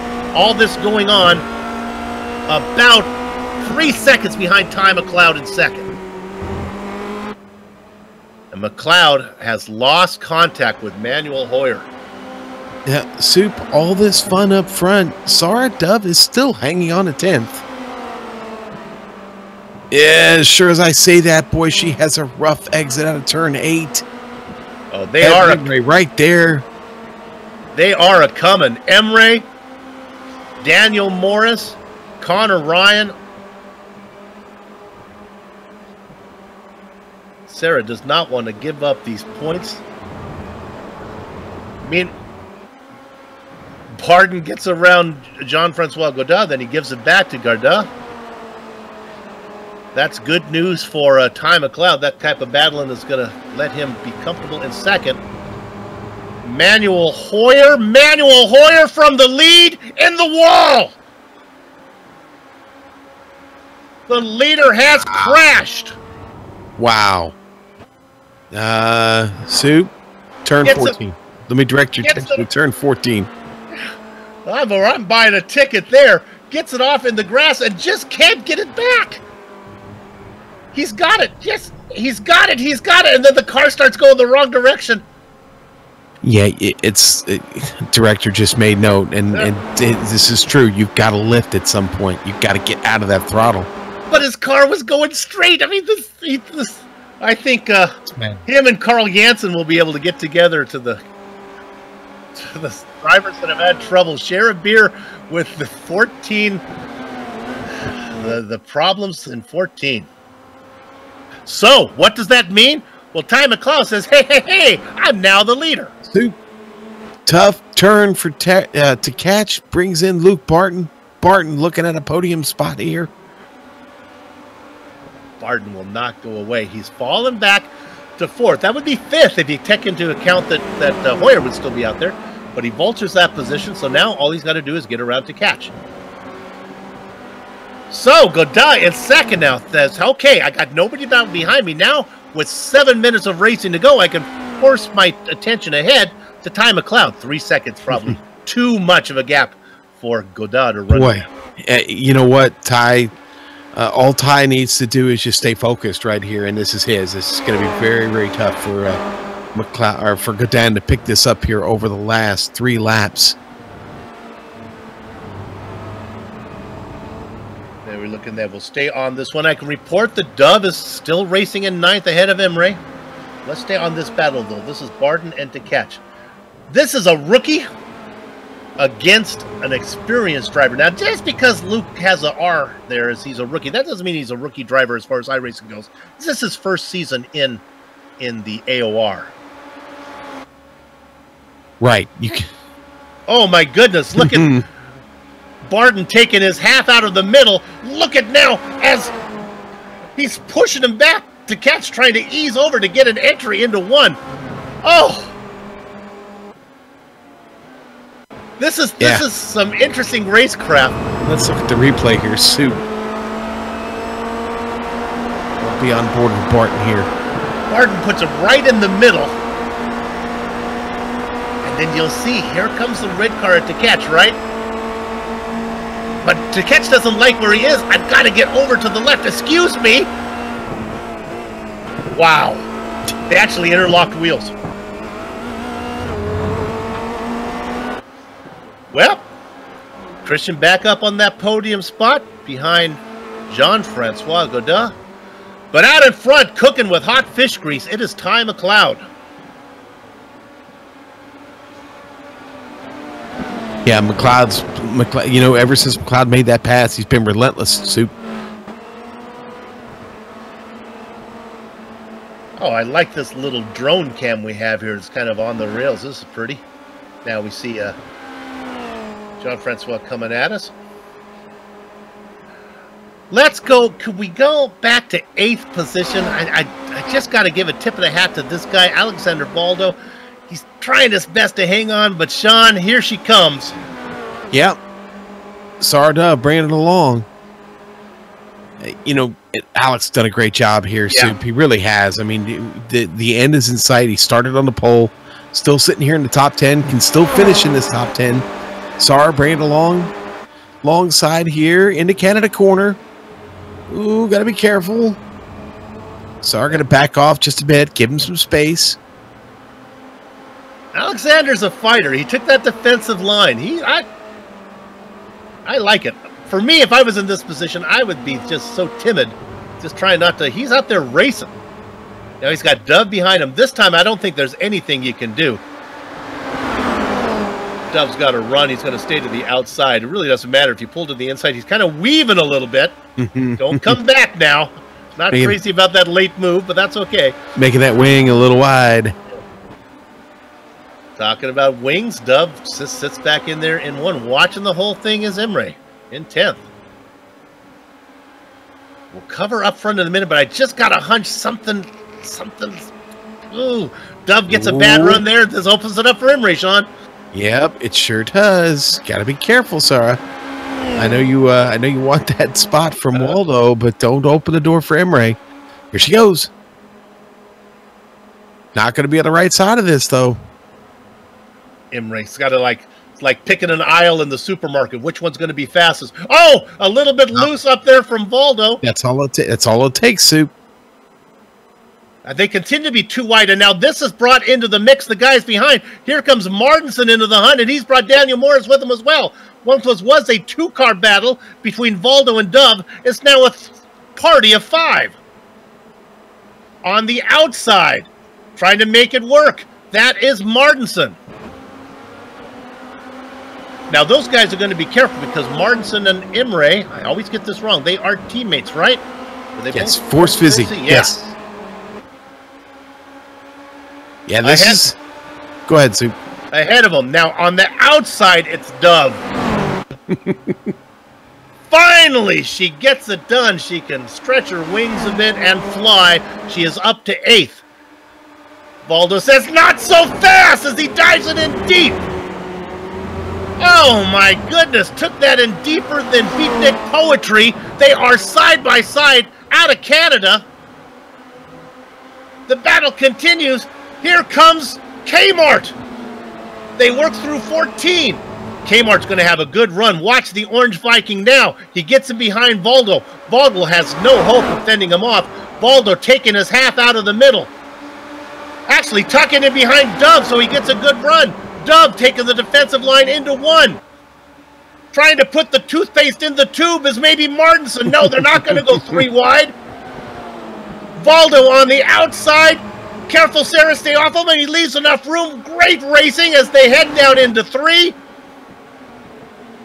Imre has fallen back to 4th in this battle now.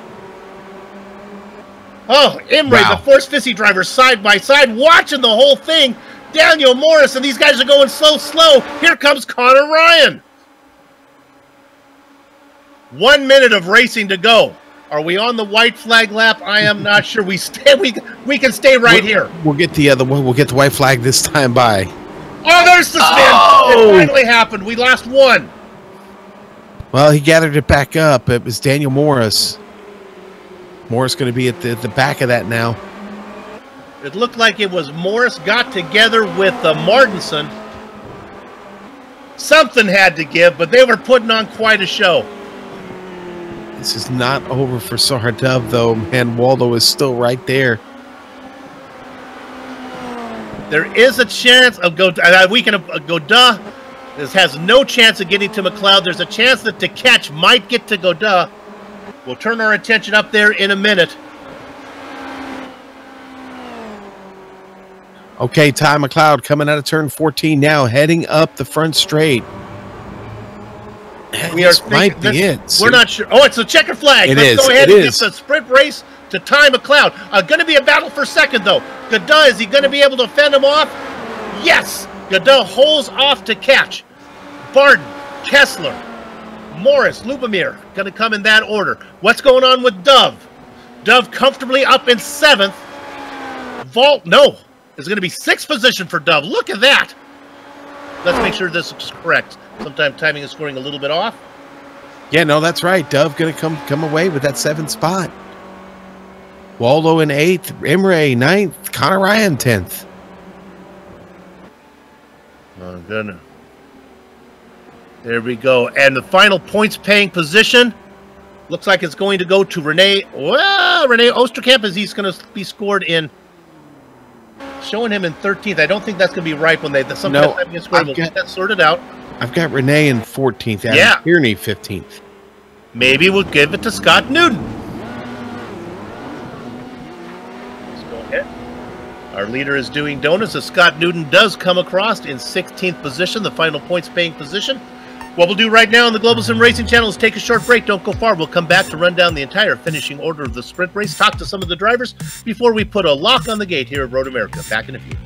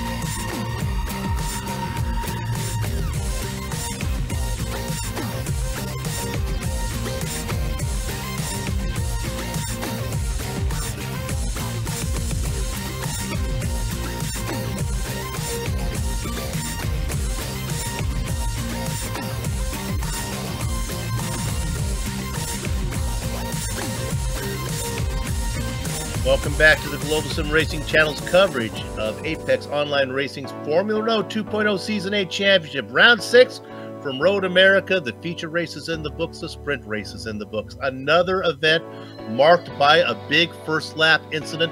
Due to all the excitement on the track and our time constraints because we were late starting this event, we're not able to bring you that replay that we promised you of the first lap.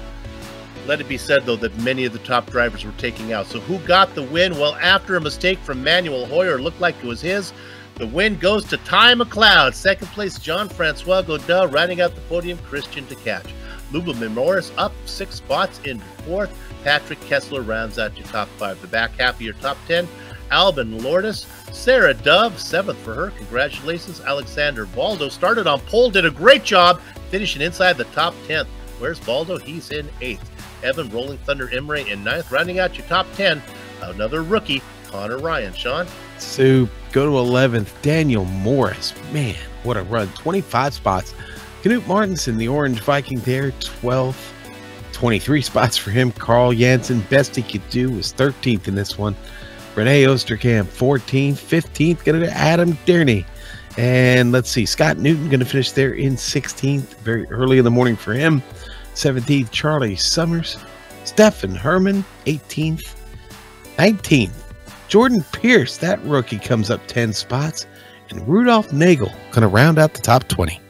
Top 20 all on the lead lap. We get to the blackjack spot. They're all 1 lap down. Luke Barden, Stefan Larkamp, Manuel Hoyer finishing 5 laps down, but he tasted the lead for quite a while. Yunus Vastamaki not having a good race for the Tier 2 leader right now, as he's going to drop some points in that one, as Sarah Dove is your best Tier 2 driver in this event. Silvio Hurt, Tom Van Hoyman in 26th, 27th, 28th, 29th, and 30th. Hugo Kinye, Bruno Dometer, Mark Usher, and Fabricio Donoso. Sean? 31, Richard Arnault. Josh Thompson, 32nd. Wow. Hard day for him. Alec Hudson, 33rd. Urka Lindstrup, 34th. Harrison Finch, 35th, and Ryan Littlemore did not start this. Well, no, I'm sorry. He was involved in that first lap incident. So Littlemore, they're wrapping it up in 36th. We do have a driver we can talk to. We'll talk to the man who let the feature race win slip away as he had a mistake out of 14. Carl, the man Jansen. Carl, so close, but he had to settle for second. It was pretty good. Yeah, I just pushed a little bit too hard. I knew Adam was fast out of there every time when I was following him, so I was trying to get a run. And yeah, just kind of pushed a little bit too hard. Got the left-hand tires into the grass, and it just, yeah, went wide. Let's go to the last lap. Sean and I were debating when you were racing in second, where you were going to make the move. If you wanted to do it, you ended up doing it into Canada. We were wondering if you were going to wait until 14 and try to do it at the line. Is there enough time? Were you in jeopardy if you would have been clean out of 14 for McLeod to get a run on you?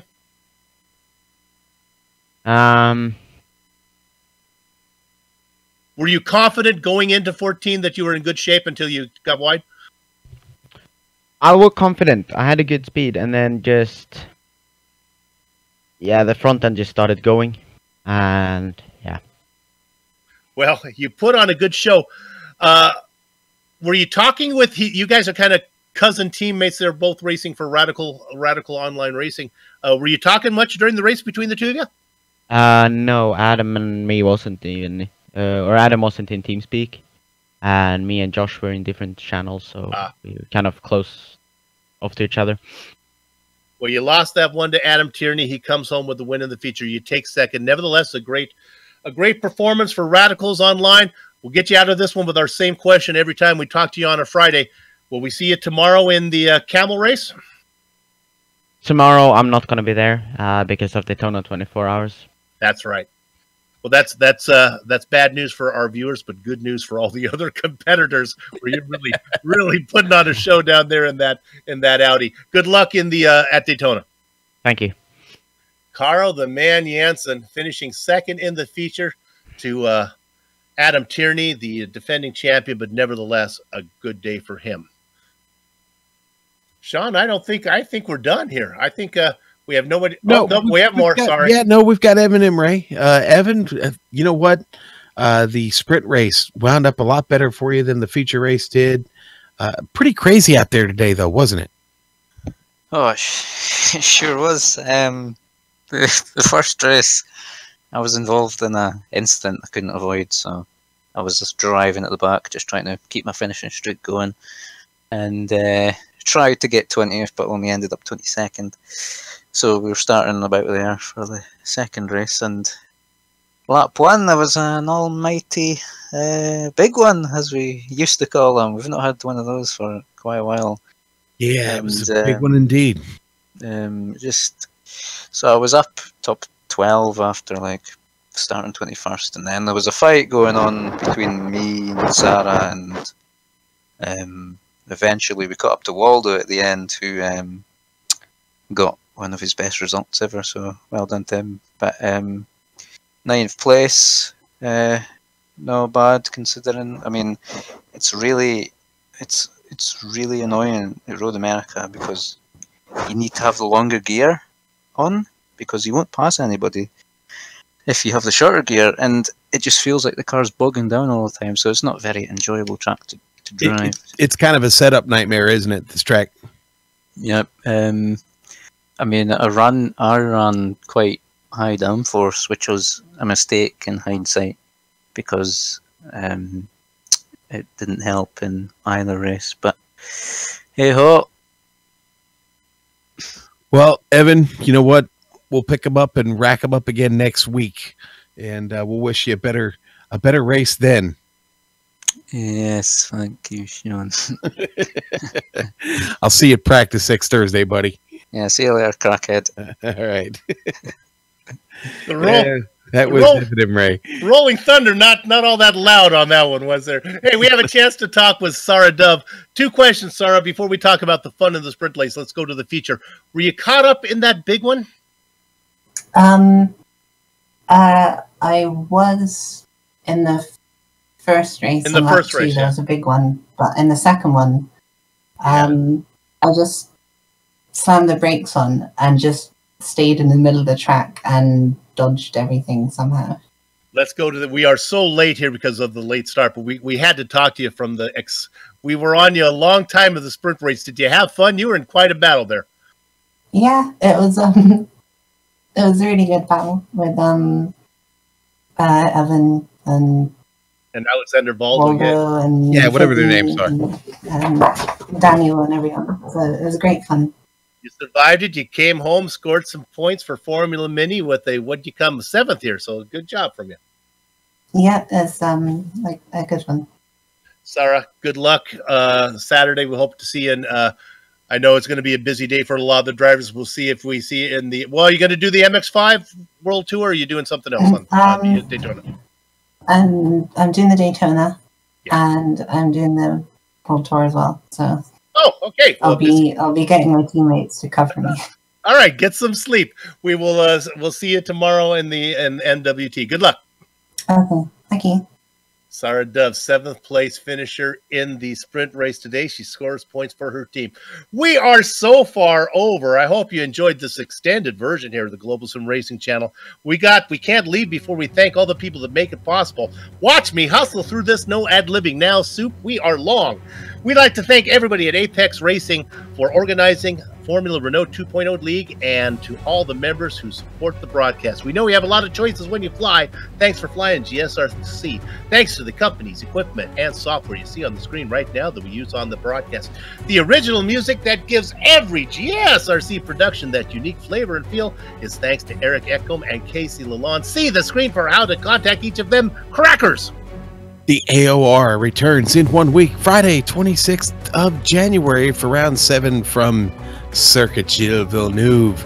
GSRC will be there to bring you all the action. We hope you join us. Sliding across your screen now are some of our upcoming broadcasts, so check one of those out and mark them down on your calendar. If you'd like more information about GSRC, including a complete list of future broadcasts, you can find it all at globalsimracingchannel.com or right here on YouTube. Subscribe to our channel and you can see everything we've got in our archive and everything that's coming up. We're also on Twitter at GSR Channel and Facebook. Just go over there and type in Global Sim Racing Channel. If you don't like us there now, like us now. There you go. Honey, put the soup on the stove. I'm almost done. Finally, on behalf of the man whose voice you just heard, Sean Crackers Ambrose, our director, Joe Peak, and our camera artist, Dougie Beard, I'd like to thank all of you for watching. With that said, we're off to have fun, storm of the castle. So until next time, race clean, race hard, and we'll see you on the track.